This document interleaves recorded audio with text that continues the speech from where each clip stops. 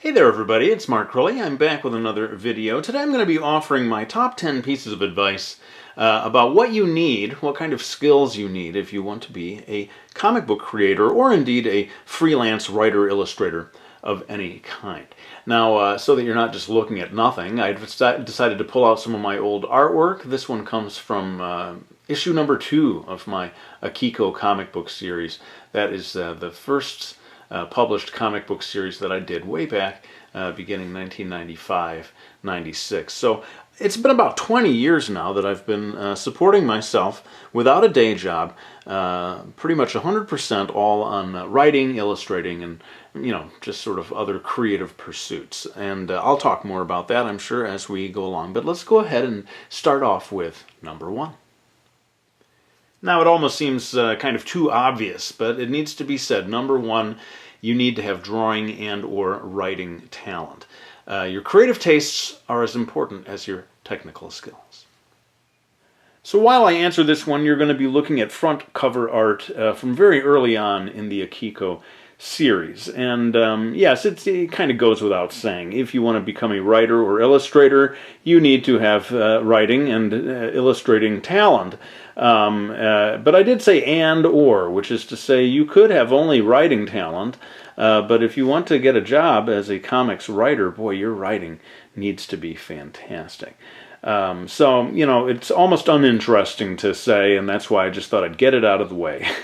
You need to have drawing talent and or writing talent.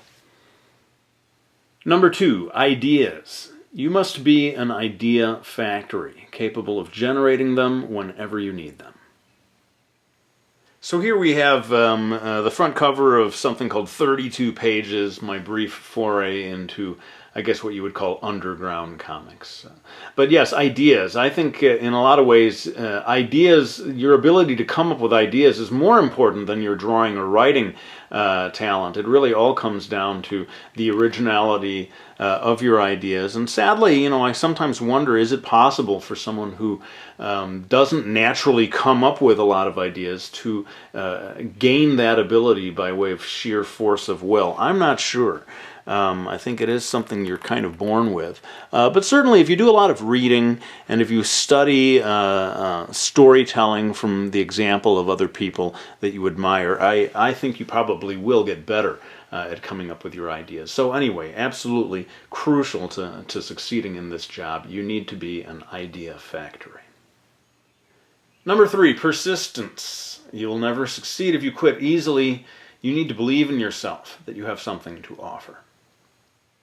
Here's another piece of artwork from the old Akiko Comics days, kind of a Star Wars-y type of a vibe with this one.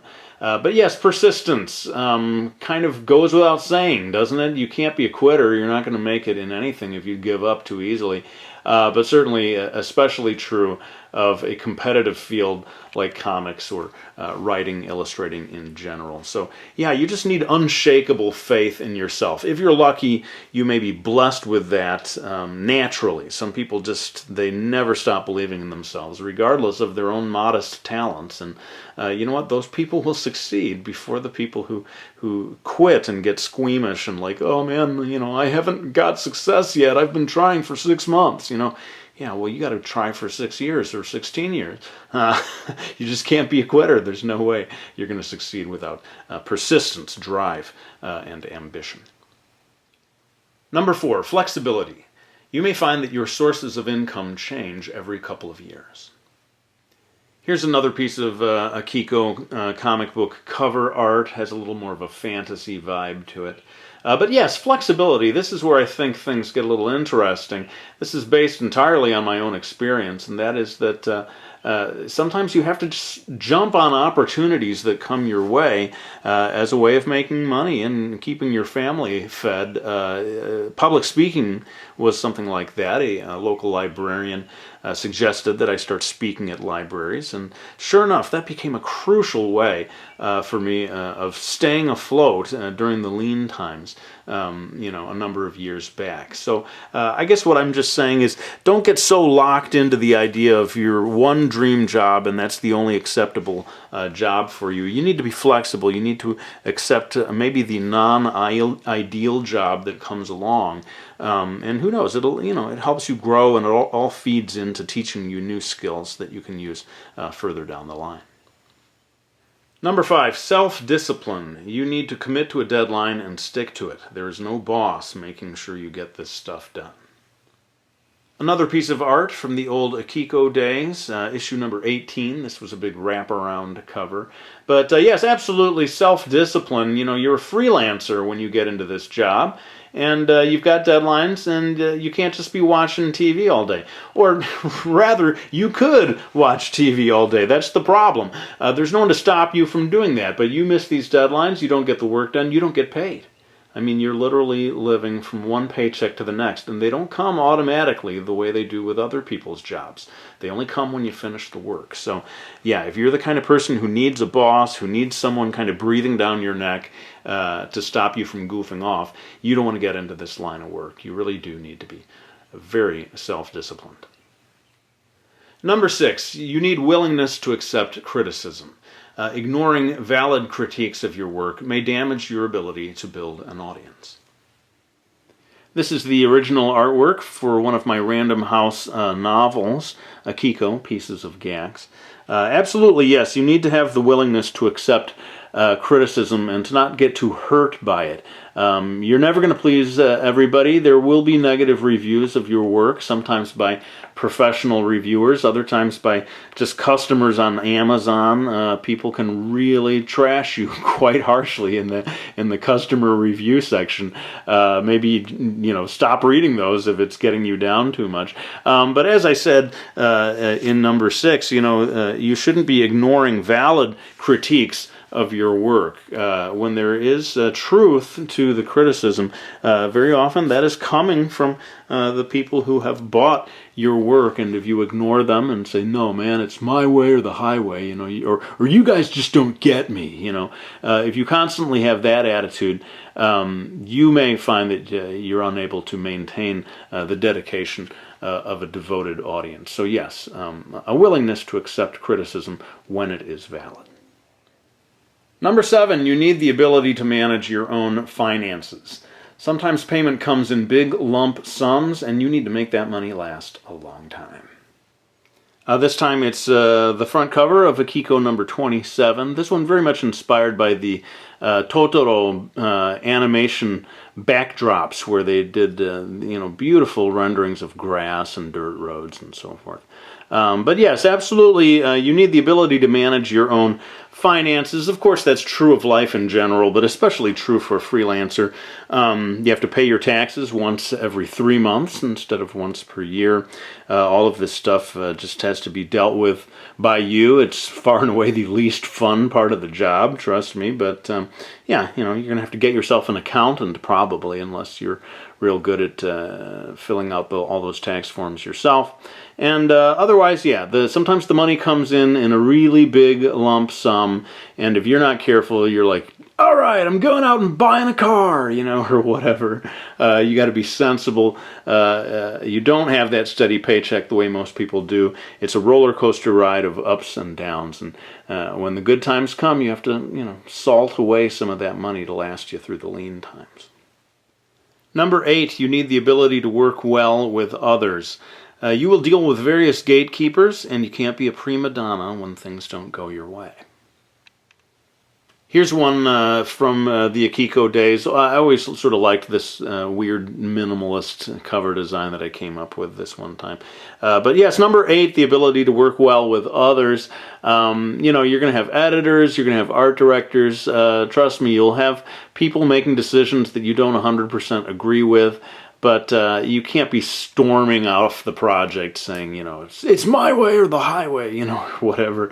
You do too much of that kind of thing, and these people will never want to work with you again.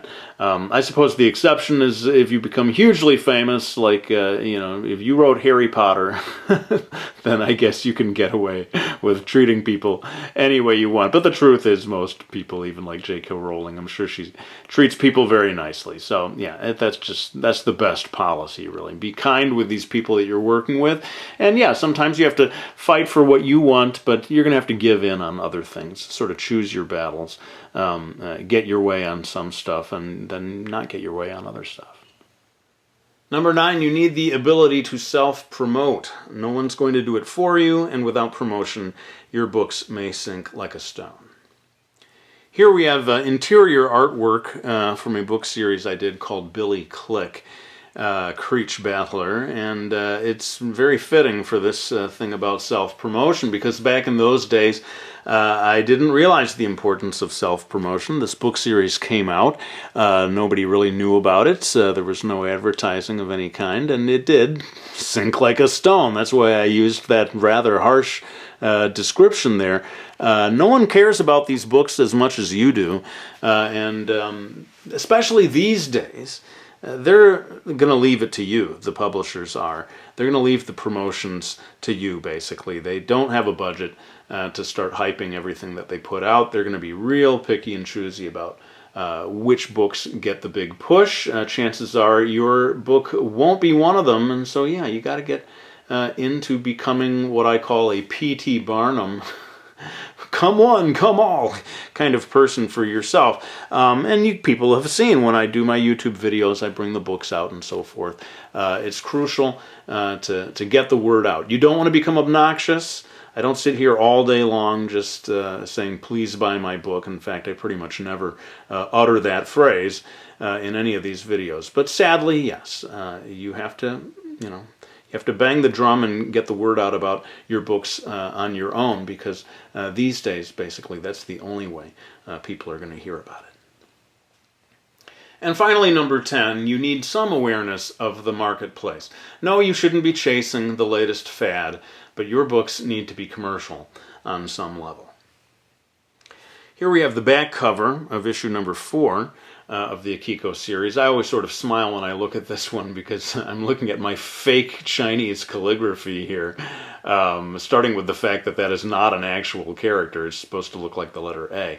But all that brushwork, yes, it was done with a brush, but not in the proper way of doing calligraphy. I have never actually studied brush calligraphy like that. But I put this one, number 10, last because I want to exercise some caution in how I put this across to you.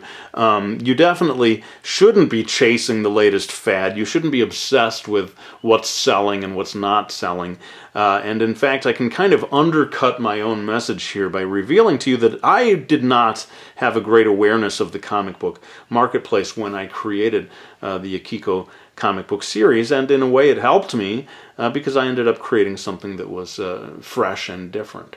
So I suppose really the reason I'm putting this in there is that over time, yes, I have found that it was too dangerous to expect lightning to continually strike every time I created something without having any sense of what was working in the marketplace. So I think you do have to, over time, if you want to do this professionally, be aware of what sells and what doesn't, but don't let that be the driving factor in what you do. So here we see number 9 in action, me engaged in shameless self-promotion of my books. Much gratitude to anyone who has supported me by getting them. Let me know what you thought about this video. I enjoyed doing it. It certainly is kind of different from anything I've done before. Let me know if you thought it was useful or helpful in any way whatsoever. But definitely next week I'll be returning with a more traditional Mark Crilley how to draw video. For now though, let's wrap this one up. Thanks so much for watching this video. I hope you enjoyed it, and I'll be back with another one real soon.